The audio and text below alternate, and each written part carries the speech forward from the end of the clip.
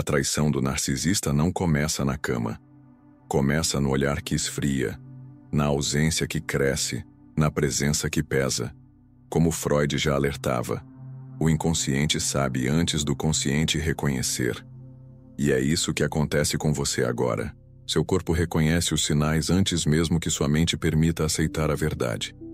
Aquela intuição persistente não é loucura, é sabedoria antiga emergindo das profundezas. O tempo, esse recurso antes abundante, agora escasseia como água no deserto.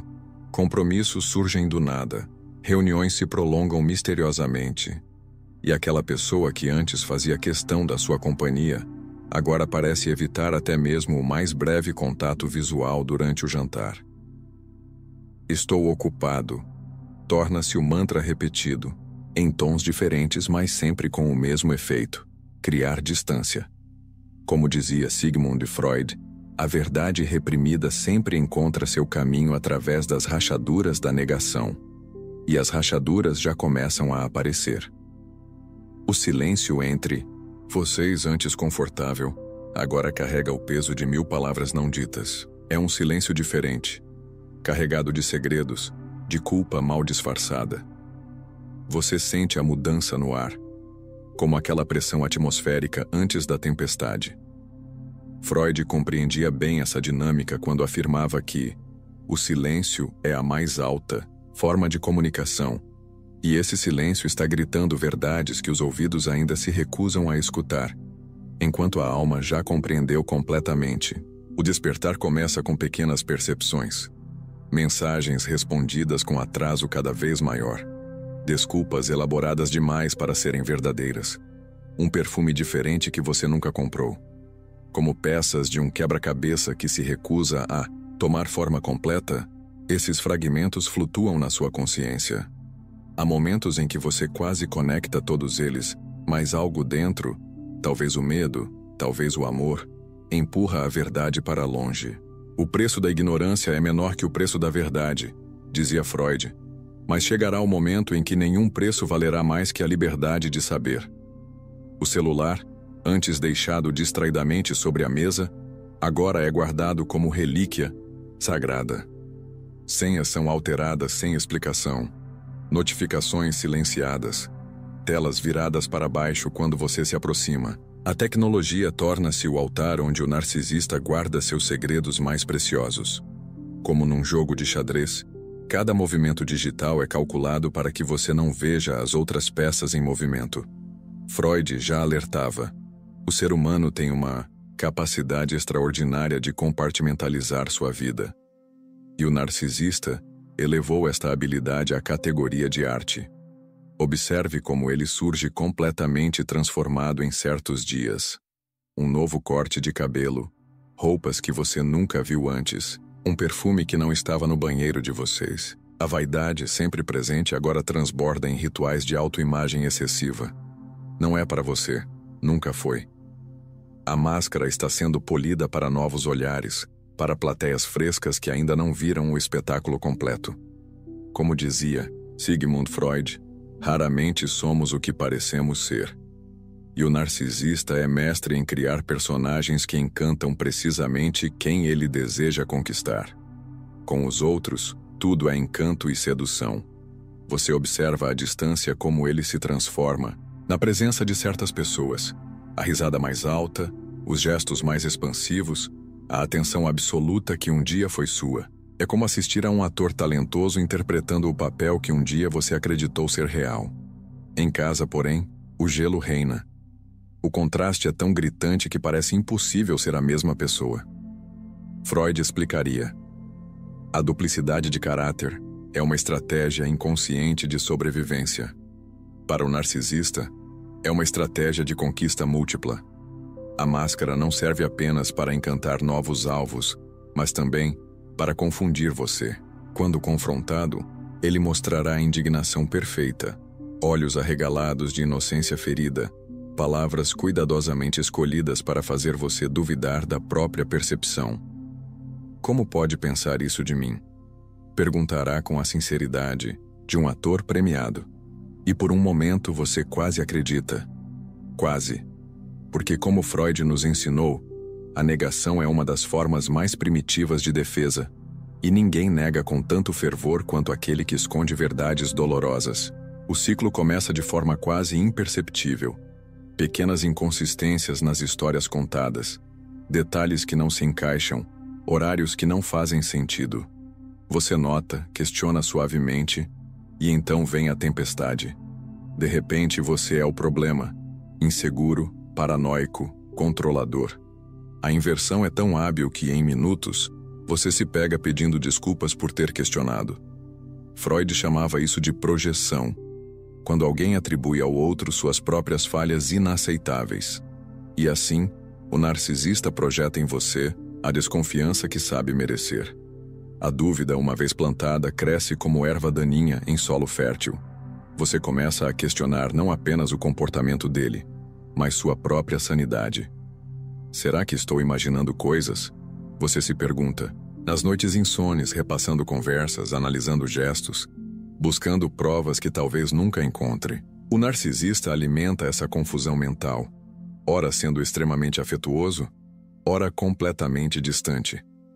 Essa montanha-russa emocional tem nome: gaslighting. Como explicava Sigmund Freud, fazer alguém duvidar da própria percepção é a forma mais cruel de manipulação, e também a mais eficaz. O ciclo se intensifica quando você começa a perceber que está mudando. Torna-se mais ansioso, mais vigilante, menos confiante. Seus amigos notam, mas você disfarça. Afinal, admitir suas suspeitas em voz alta as tornaria reais demais. Enquanto isso, o narcisista observa sua degradação emocional com distância clínica, talvez até com certo prazer. O inconsciente do manipulador se alimenta do sofrimento alheio, alertava Freud. E nesse banquete silencioso, é sua paz mental que está sendo devorada, mordida por mordida, dúvida por dúvida. A evidência aparece, desaparece, reaparece em formas diferentes. Um bilhete estranho, uma ligação encerrada abruptamente quando você entra no quarto, um nome que surge repetidamente em conversas aparentemente inocentes. São como relâmpagos que iluminam brevemente a paisagem escura, mostrando contornos da verdade antes de mergulhar tudo novamente na escuridão da incerteza. Freud entendia esse fenômeno. A verdade não se revela por completo, mas em fragmentos que a mente precisa juntar. E é justamente a fragmentação que mantém o ciclo da dúvida girando indefinidamente. Se esse ciclo faz sentido para você, escreva nos comentários: "Eu estou acordando", e inscreva-se agora. Isso é o começo da sua liberdade. Há um momento, um instante preciso em que algo muda dentro de você. Pode ser um detalhe pequeno demais para explicar a outros, um olhar trocado que você testemunhou, uma mentira pequena demais para justificar confronto, mas grande demais para ignorar. Como dizia Freud, o inconsciente registra tudo, mesmo o que a consciência se recusa a ver. E naquele momento singular, seu inconsciente grita tão alto que nem mesmo suas melhores defesas conseguem silenciá-lo.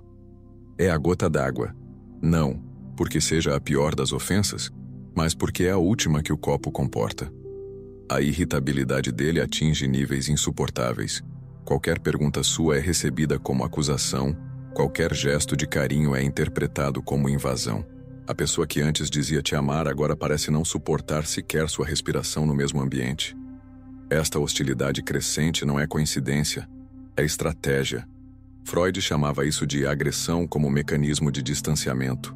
O narcisista cria um ambiente tão tóxico que afastar-se dele parece um alívio, não uma perda. Assim, ele justifica suas ausências cada vez mais longas, seus encontros secretos, sua vida paralela. O corpo não mente. Quando as palavras falham, quando as evidências se escondem, o corpo comunica verdades inegáveis. A intimidade entre vocês, antes ponte de conexão, agora é ponte para lugar nenhum. Os toques se tornam mecânicos ou inexistentes. O sexo, quando acontece, carrega a frieza de um contrato sendo cumprido, não o calor de um desejo genuíno. Como Sigmund Freud pontuava, o corpo expressa os conflitos que a mente se recusa a reconhecer. E o corpo do narcisista está gritando distância, mesmo quando fisicamente presente. Então acontece. Aquela mensagem que ele não conseguiu esconder a tempo. Aquele nome repetido durante o sono. Aquele encontro inesperado com alguém que sabe mais sobre sua vida do que deveria. A evidência irrefutável finalmente aparece. Não porque ele ficou descuidado, mas porque nenhuma mentira se sustenta indefinidamente. Freud compreendia essa inevitabilidade. A verdade é como água. Sempre encontra uma fresta para escapar. E quando a verdade finalmente transborda, não há dique emocional capaz de conter a inundação que se segue. A negação, sua fiel, companheira por tanto tempo, finalmente se retira, deixando você face a face com a realidade que sempre esteve lá.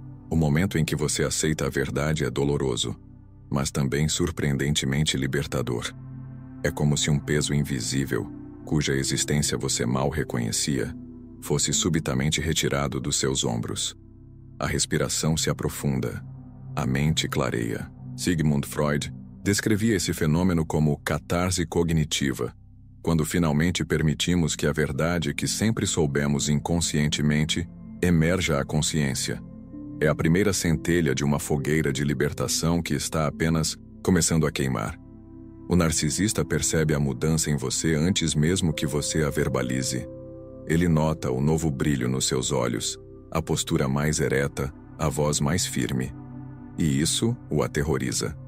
Como dizia Freud, o manipulador teme acima de tudo perder o controle sobre sua vítima. Observe atentamente. Ele tentará recuperar o domínio perdido através de táticas conhecidas, promessas grandiosas, declarações de amor eterno, talvez até confissões parciais seguidas de justificativas elaboradas. Foi só uma vez. Não significou nada ou estava confuso. As palavras mudam, mas a intenção é sempre a mesma. Manter você preso na teia de manipulação. Há uma guerra silenciosa acontecendo dentro de você. Uma parte quer acreditar nas justificativas. Outra parte, mais sábia, mais antiga, sabe que nada mudará. Esta guerra interna foi belamente descrita por Freud como o conflito entre o princípio do prazer e o princípio da realidade. O princípio do prazer busca o caminho mais fácil, menos doloroso. Acreditar, perdoar, esquecer. O princípio da realidade, porém, insiste na verdade, por mais dolorosa que seja. E nessa batalha interior, cada pequena vitória da realidade sobre a ilusão é uma centelha de liberdade que se acende. Você começa a fazer perguntas que nunca ousou formular antes. Não a ele, a si mesmo. Por que aceitei tão pouco por tanto tempo? Puxe, o que estou realmente perdendo ao deixá-lo partir? Quem eu era antes dele? Estas perguntas são como lanternas iluminando caminhos há muito esquecidos dentro da sua própria alma. Freud entendia o poder transformador da autorreflexão. Somente quando questionamos nossas próprias motivações podemos romper padrões destrutivos. E assim, pergunta por pergunta, resposta por resposta, você começa a reconstruir uma identidade que foi sistematicamente desconstruída pelo narcisista. Cada centelha de autoconhecimento é uma centelha de liberdade. Pequena, talvez, mas suficientemente poderosa para iluminar o próximo passo do caminho. A dor tem uma linguagem própria, confusa, fragmentada, às vezes incompreensível até para quem a sente. Dar nome ao que você viveu é o primeiro passo para transformar essa linguagem caótica em algo que faça sentido. Manipulação, gaslighting, traição narcisista. Estas palavras são mais que rótulos. São ferramentas de compreensão. Como Sigmund Freud ensinou, nomear o trauma é o início do processo de cura. Quando você finalmente diz em voz alta, fui traído por um narcisista, não está apenas constatando um fato. Está reivindicando controle sobre sua própria narrativa. O silêncio foi por muito tempo seu cúmplice involuntário. Você se calou para manter a paz, para proteger uma imagem, talvez até para preservar uma esperança. Agora, a voz emerge, primeiro trêmula, depois cada vez mais firme. Você começa a contar sua história, talvez para um amigo confiável, um terapeuta ou simplesmente para o espelho. Freud compreendia profundamente o poder terapêutico da palavra, o que não podemos dizer em palavras, sofremos em silêncio. Cada vez que você articula sua experiência, cada vez que transforma a dor em narrativa, está reescrevendo o final da história, não mais como vítima passiva, mas como narrador de sua própria libertação. A linguagem da cura não é linear, ela avança e recua, clareia e obscurece. Haverá dias em que você questionará tudo novamente. Será que exagerei? Talvez pudéssemos ter consertado as coisas. É natural. Como dizia Freud, a cura não é uma linha reta, mas uma espiral que revisita os mesmos pontos em níveis cada vez mais profundos de compreensão. Permita-se essa dança complexa entre certeza e dúvida, sabendo que cada ciclo completo traz mais clareza, mais força, mais convicção na verdade que seu corpo sempre soube. A verdadeira linguagem da cura é, no fim, a linguagem do amor. Não o amor dependente e ansioso que você sentia pelo narcisista, mas o amor paciente e firme por si mesmo. É aprender a falar consigo com a gentileza que sempre ofereceu aos outros. É reconhecer seu valor sem precisar da validação de quem te diminuiu.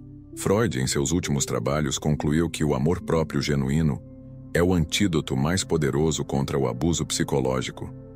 Quando você começa a falar essa nova linguagem consigo mesmo, algo fundamental muda. O narcisista perde o poder de definir quem você é. As palavras dele já não conseguem se infiltrar nos alicerces da sua identidade, porque você agora construiu um vocabulário próprio, uma linguagem de autodefinição que ninguém mais pode traduzir ou distorcer. Quando o narcisista percebe que está perdendo o controle sobre você, prepare-se para o contra-ataque. É uma reação previsível, quase mecânica, como Freud descreveria.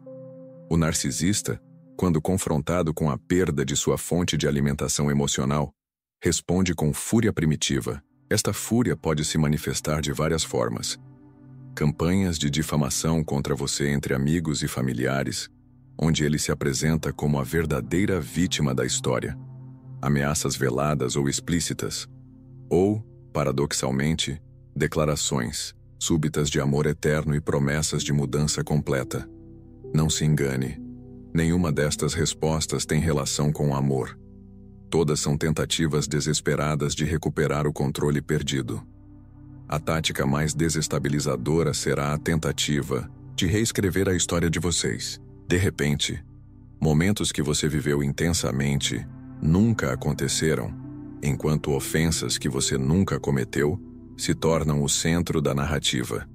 Este fenômeno, que Freud chamaria de falsificação da memória compartilhada, é especialmente cruel porque ataca a confiança na sua própria percepção da realidade. Você pode se pegar pensando, será que tudo o que lembro está errado? Esta dúvida é exatamente o objetivo do narcisista, fazer você questionar não apenas os fatos, mas sua própria capacidade de perceber a verdade. O contra-ataque muitas vezes inclui a introdução de um terceiro elemento no conflito. A pessoa com quem ele traiu pode ser subitamente exibida como um troféu, ou novos pretendentes podem aparecer misteriosamente interessados em você. Esta triangulação não é coincidência, é estratégia. Como Sigmund Freud observou, o narcisista precisa de um palco e de uma plateia para seu drama pessoal. Ao criar ciúmes, competição e caos emocional, ele recaptura temporariamente o papel de protagonista que estava perdendo. Lembre-se, você não é obrigado a participar desta performance. Sua recusa em entrar no palco é, por si só, um ato de libertação. A arma mais poderosa do contra-ataque narcisista é o conhecimento íntimo que ele tem sobre você, seus medos, inseguranças, traumas passados. Ele usará este conhecimento com precisão cirúrgica, pressionando exatamente os pontos que sabe que causarão maior dor. Freud compreendia esta dinâmica perversa. A intimidade, quando usada como arma, torna-se a forma mais sofisticada de violência. Prepare-se para ter seus segredos expostos, suas vulnerabilidades exploradas, seus momentos de fraqueza ampliados.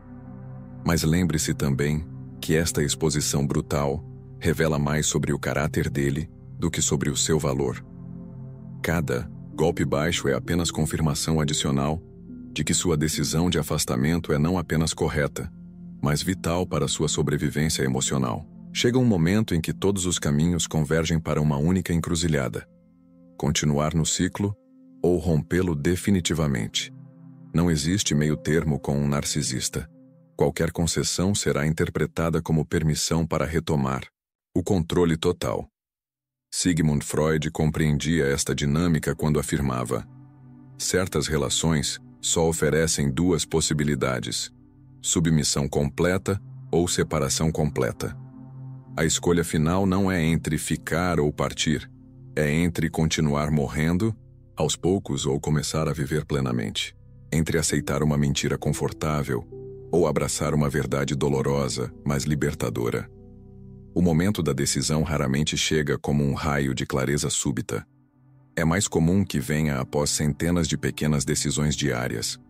A decisão de não responder imediatamente a uma mensagem manipuladora, de não justificar suas escolhas, de estabelecer um limite e mantê-lo mesmo sob pressão.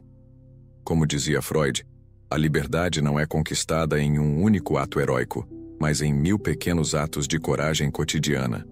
Cada não que você diz ao narcisista é um sim que você diz a si mesmo. E gradualmente esses pequenos sims se acumulam até formar um sim definitivo à sua própria vida. A escolha final exige que você enfrente seu maior medo: o vazio. Durante tanto tempo, mesmo uma relação tóxica preencheu espaços dentro de você. Espaços de identificação, propósito, até mesmo de esperança distorcida. Agora você precisa encarar esses espaços vazios sem o preenchimento familiar, ainda que doloroso. Freud chamava isso de enfrentar o abismo. O momento em que nos deparamos com a ausência antes de poder criar algo novo. O vazio é aterrorizante, ele dizia. Mas também é a tela em branco onde podemos finalmente pintar nossa verdadeira vida. A escolha final é, portanto, um ato de fé em si mesmo e na vida que ainda não conhece, mas que intuiu ser possível. Fazer a escolha não significa que a dúvida desaparece completamente. Haverá dias de clareza absoluta e dias de questionamento doloroso. O narcisista contará com isso, com sua hesitação, sua nostalgia, seus momentos de fraqueza. Ele reaparecerá estrategicamente nestes momentos, oferecendo migalhas do que um dia você desejou desesperadamente. Como Sigmund Freud alertava, o maior perigo não é o retorno do agressor, mas o retorno da nossa própria ilusão sobre ele. A escolha final, portanto, não é feita apenas uma vez. É refeita diariamente, às vezes a cada hora, a cada vez que você escolhe a verdade sobre a fantasia, a saúde sobre o familiar, o futuro sobre o passado. E cada vez que você escolhe novamente, o músculo da sua liberdade se fortalece um pouco mais. A liberdade, quando finalmente chega, pode ser desorientadora, como um prisioneiro que pisca confuso sob a luz do sol após anos na escuridão. Você pode se sentir momentaneamente perdido sem as paredes que, embora te confinassem, também definiam os limites do seu mundo. Sigmund Freud chamava esta fase de luto pela prisão. Um período paradoxal em que sentimos falta não do carcereiro, mas da falsa segurança que a cela proporcionava. Este desconforto não é regressão, é parte natural do processo de reconstrução. O espaço que antes era preenchido por drama, tensão e manipulação agora está vazio, esperando ser redecorado com cores que você mesmo escolherá. A primeira tarefa da reconstrução é separar a sua identidade da identidade que o narcisista criou para você. Durante o relacionamento, você foi sistematicamente ensinado a se ver pelos olhos dele, como insuficiente, excessivamente emocional, irracional, dependente. Estas definições, repetidas tantas vezes, podem ter se infiltrado profundamente na sua autoimagem.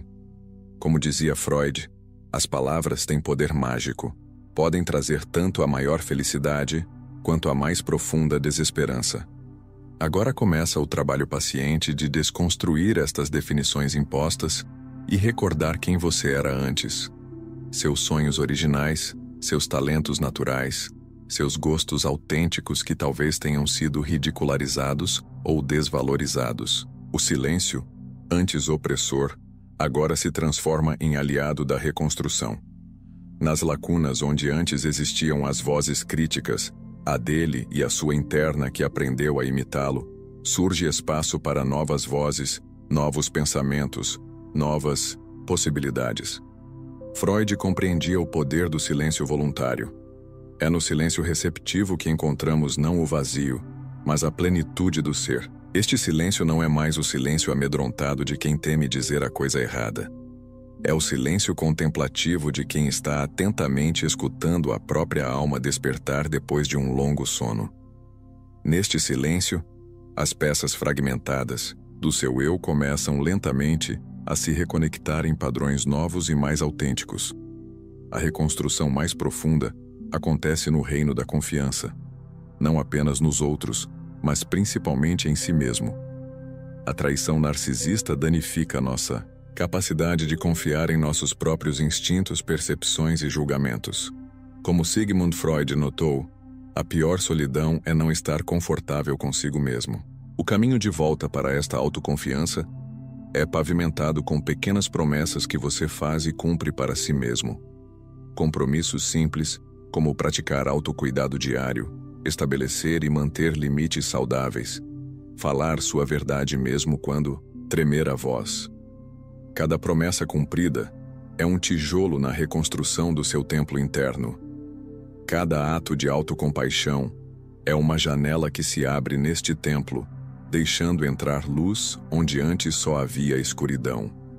E gradualmente, você redescobre a pessoa que sempre esteve ali, esperando pacientemente para ser lembrada, reconhecida e finalmente verdadeiramente amada. O amanhecer da nova realidade não chega anunciado por trombetas.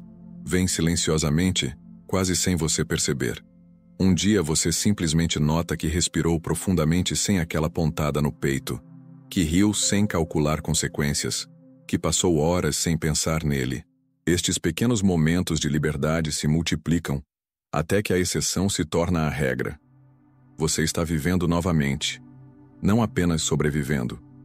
Como Freud poeticamente expressou, quando o inverno se instala no coração, é difícil acreditar que a primavera retornará, mas ela sempre retorna. E agora você sente os primeiros brotos dessa primavera interna, ainda tímidos, mas inegavelmente vivos. A nova realidade traz uma compreensão transformada do passado. Você agora consegue ver o relacionamento não apenas como uma sucessão de traumas, mas como um intenso campo de aprendizado. Pode reconhecer tanto o sofrimento quanto o crescimento que ele propiciou. Sigmund Freud, em seus trabalhos tardios, propôs que nossas feridas mais profundas se tornam frequentemente nossas maiores fortalezas. E assim acontece com você. A sensibilidade que o narcisista explorou agora se converte em empatia profunda pelos outros. A vigilância que você desenvolveu para detectar manipulação se transforma em discernimento aguçado. A solidão forçada se converte em capacidade de apreciar sua própria companhia. Sem perceber, você transformou veneno em medicina. Relacionamentos novos entram em sua vida, mas agora sob termos completamente diferentes. Você não busca mais alguém para completá-lo ou salvá-lo, porque já se completou, já se salvou. Não confunde mais intensidade com intimidade, drama com paixão, controle com cuidado. Como dizia Freud, só podemos dar aos outros o que já possuímos dentro de nós mesmos. E agora você possui algo precioso: autoconhecimento nascido da adversidade, compaixão forjada na dor, força descoberta na fragilidade. Estas são as dádivas que você leva para cada novo encontro, cada nova conexão. E, paradoxalmente, é esta completude que atrai relacionamentos verdadeiramente nutritivos, pessoas que valorizam sua luz, não que tentam apagá-la para brilhar sozinhas. A cicatriz sempre estará lá, a marca deixada pela traição narcisista. Mas cicatrizes não são apenas lembretes de feridas. São também testemunhas de cura. Em dias difíceis, você ainda pode sentir uma pontada de dor ao lembrar-se do passado. Isso não significa recaída, significa humanidade. Sigmund Freud nos ensinou que a completa ausência de dor não é a marca da saúde, mas da anestesia. A verdadeira cura não elimina a capacidade de sentir dor, restaura a capacidade de sentir tudo: a dor e a alegria, a perda e o ganho, o passado e o presente, sempre com a mesma profundidade autêntica. E talvez seja esta a maior vitória sobre o narcisista. Você recuperou não apenas sua liberdade, mas sua capacidade de sentir plenamente a vida em todas as suas cores, mesmo aquelas que ele tentou roubar de você para sempre. Se essa história falou com você, escreva: Eu escolho a liberdade. Compartilhe com quem precisa e clique no próximo vídeo.